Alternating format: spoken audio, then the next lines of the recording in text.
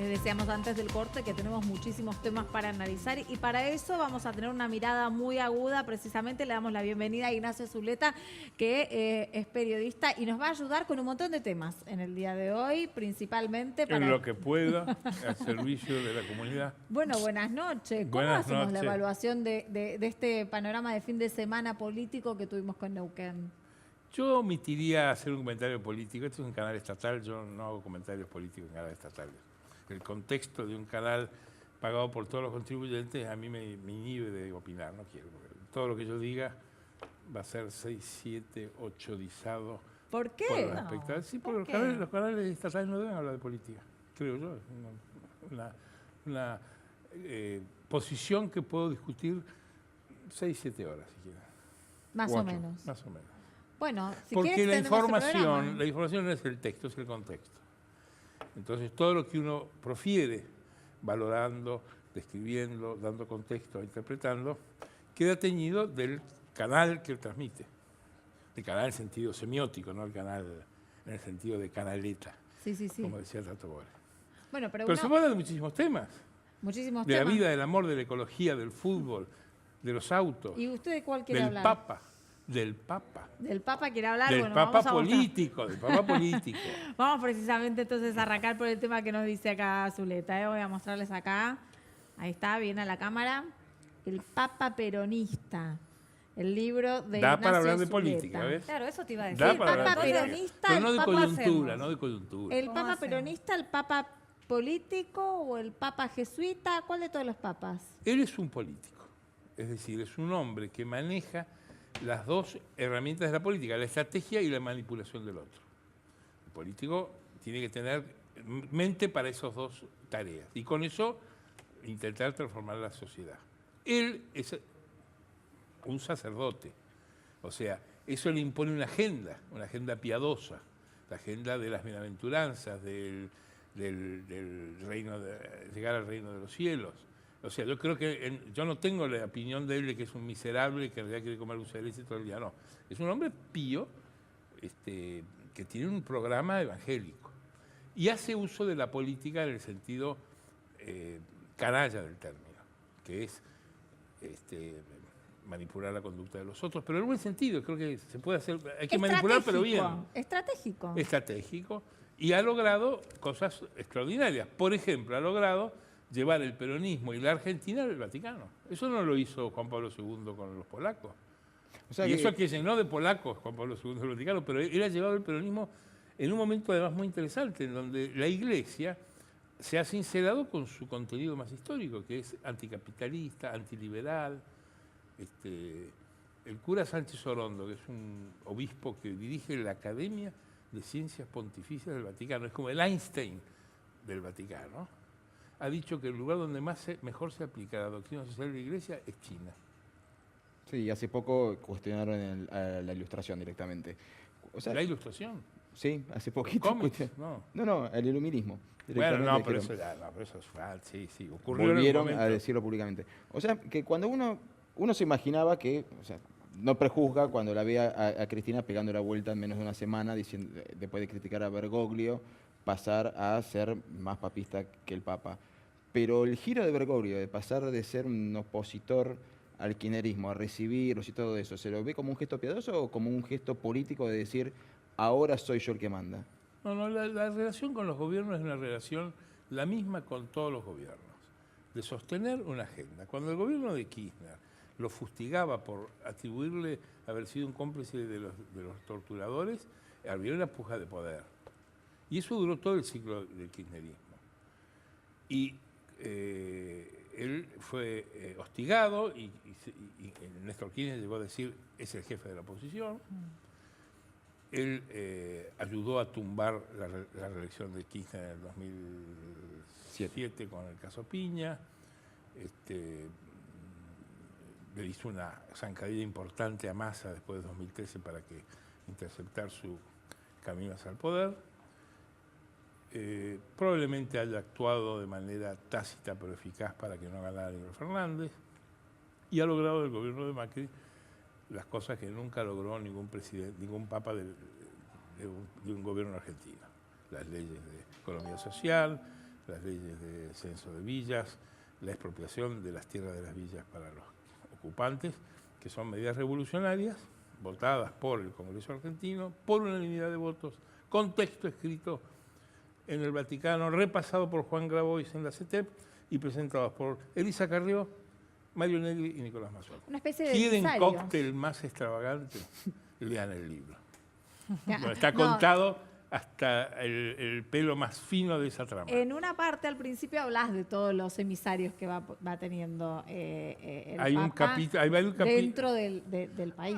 No, yo hago una sección de galería para destacar algunos personajes que suenan extravagantes en las cercanías del Papa. Entonces hablo de Zaffaroni, de Alice Oliveira, de Emilio Pérsico, de Juan Grabois, porque son una galería, pero uno podría extenderla por 10, los sindicalistas Mangones, los sindicalistas del gas. Todo sin venir a la Argentina. Con este gobierno, ¿tiene diferencias ideológicas o personales con Macri? No, personales no. ¿No quedó enojado por lo del matrimonio igualitario en la capital en su momento? Bueno, fue un episodio. En el libro están contadas las grandes crisis de aborto, despenalización del aborto, matrimonio igualitario y un civil en la ciudad. Él es un cura conservador, no le gustan esas cosas, pero siempre tuvo posiciones intermedias. Él nunca fue un extremista, como fue el caso de Aguirre, con el cual él se disputó siempre en el episcopado. Él perdió elecciones en el episcopado, aún siendo el presidente, cuando los curas más conservadores querían sacar a los chicos de los colegios a las plazas para protestar contra estos proyectos, y él dijo que no, inclusive prohibió que los niños en la capital salieran a las calles. Él es un moderado en ese aspecto, porque él es un hombre que sujeta lo doctrinario a lo pastoral. O sea, él cree que hay que convivir con la sociedad y que adaptarse a las nuevas formas y que hay que dar las peleas de manera sutil y eficaz. ¿Y por qué no viene a la Argentina? Te contesto la pregunta anterior, que está en el libro desarrollado y que ahí pueden tener más detalle. El Papa representa a la Iglesia, que es una organización controlada por hombres mayores y célibes, que no ejercen el sexo pero aconsejan acerca de él. Es decir, es una rareza, y que tiene un contenido ideológico antimoderno. La Iglesia cree que el mundo moderno es malo, es el pecado, el demonio y la carne, con distintos matices. Algunos son totalmente retrógrados, otros son más, como dice él, siguen condenando la ilustración cuando pueden. Tiene un contenido doctrinario ligado al rechazo del mundo moderno, del capitalismo, de la economía de mercado, del liberalismo. Hay encíclicas que han condenado el liberalismo. Y eso lo erige en un jefe de una organización que hoy tiene peso mundial, que es el movimiento antiglobal, que tiene organizaciones en todo el mundo, que representa, entre otros, Donald Trump, la idea de contra los patriotas contra la globalización. Él está del lado de los patriotas.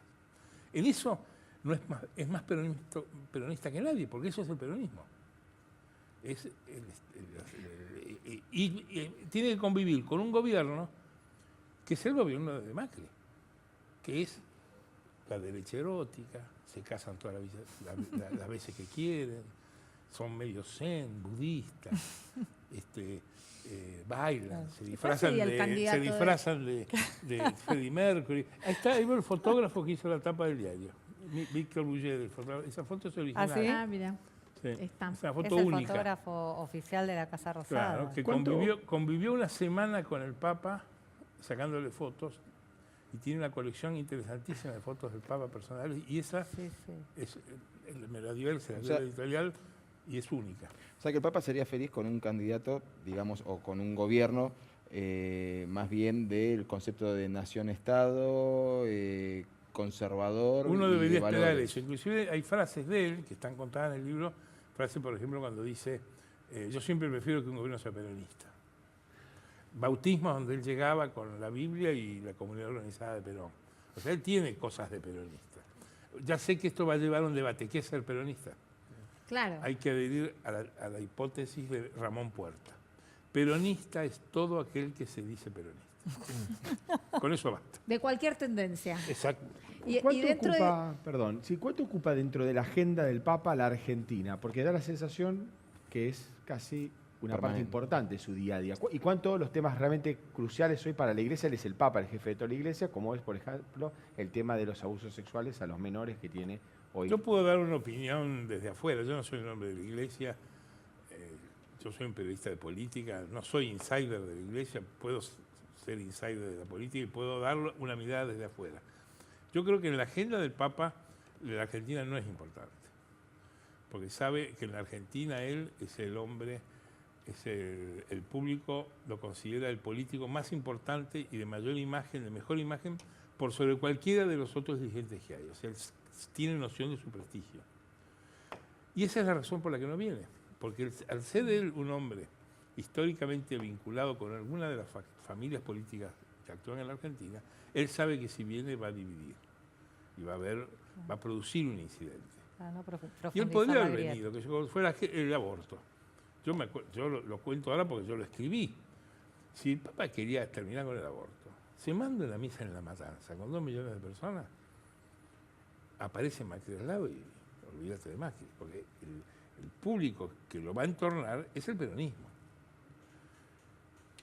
El macrismo no tiene una ideología antirreligiosa, tiene funcionarios del gobierno amigos del Papa como no los tuvo en el gobierno anterior, confesor de Gabriela Michetti, de Esteban Burris, amigo de Jorge Esteaca, amigo de María Eugenia Vidal, amigo de Carolina Stanley. O sea, el núcleo de amigos del Papa es con este gobierno, pero representa todo lo contrario de lo que él piensa. Es un gobierno con el cual logra cosas extraordinarias, logra coincidencias. Por ejemplo, la gente se tira de los pelos por el proyecto de despenalización del divorcio. Ni Macri ni Bergoglio querían divorcio. Y ganaron. Hicieron el minué, El aborto. tuvieron el aborto. Tuvieron 6 meses a la Argentina bailando esa música y al final no hubo aborto. Ahora, Porque él, ganaron la posición de los dos. Macri no quería ni él tampoco. él como líder mundial, ¿no? Y acá también con un foco por ser argentino. ¿Usted qué cree en un año electoral como este? ¿Más cerca de qué candidato posible puede llegar a estar? Yo creo que el expresidente, como ha sido presidente en todas las elecciones, la única vez que él actuó activamente en una elección fue en el 2007 cuando apoyó a Jorge Tellerman. Y en la provincia de Buenos Aires no lo hizo con Julián Álvarez. Él estaba en el Con Vaticano. Domínguez. Domínguez. No, pero eso fue la episcopado. El episcopado no quería que ganara Aníbal Fernández, no por lo que la gente cree, el amor, porque él había incentivado, siendo ministro del Interior, comisiones para estudiar la despenalización del uso privado de drogas, que es un tema para la Iglesia de enorme gravedad. Entonces, la persona que hace esas cosas, la Iglesia le baja el dedo. Y eso está contado Pero con detalle cómo ocurrió en el libro. Cuan- Pero eso no fue Bergoglio. Bergoglio, no hacía falta que Bergoglio hiciera nada. Yo no creo que él intervenga. Él se muestra con quien quiere verlo. Y hay gente que usa la foto y la Está bien, exhibe. pero cuando le manda un rosario a Milagro Sala o a alguna persona que está cuestionada por corrupción y todo eso, ¿qué significa eso? ¿Cómo lo lees? la ¿No es iglesia, una lectura la iglesia, política? Es la iglesia. La iglesia vive de los pecadores. Claro, Los derechos ustedes- humanos, pero en este caso siempre son kirchneristas. los derechos humanos son para los malos, dijo una vez Ricardo Gil Lavedra. Bueno, La iglesia se alimenta de los pecadores, no de los virtuosos. Pero yendo al primer título que nos tiraste. Ustedes tienen que entender que la iglesia siempre ha sido comunista, es decir, reparto igualitario de los bienes, caridad. Pasa que vino el marxismo y se impidió decirse durante algún tiempo, después ahora que no hay marxismo se puede volver a decir de manera inocua. Y siempre ha sido protectora de los desprotegidos de cualquier signo. De cualquier signo. Bueno, Lutero no estaría muy de acuerdo con esa visión de la iglesia comunitaria. Si uno mira la historia de la iglesia, ha sido todo lo contrario, la acumulación de riquezas, la apropiación, la creación de un Estado físico, digamos, el Estado pontificio existió como un Estado Sí, es como- independiente y Italia tuvo que luchar para incorporarlo. Hay como un relato. No puedo hacer relatos. nada por eso, discúlpeme. Yo no fui. Así que yo no fui. Bueno, pero Ignacio, vos venías diciendo de que el Papa es un personaje político, de que Francisco es político y bueno, y justamente la política es el. Pero la política es la este hacen los que año. sacan la foto con él.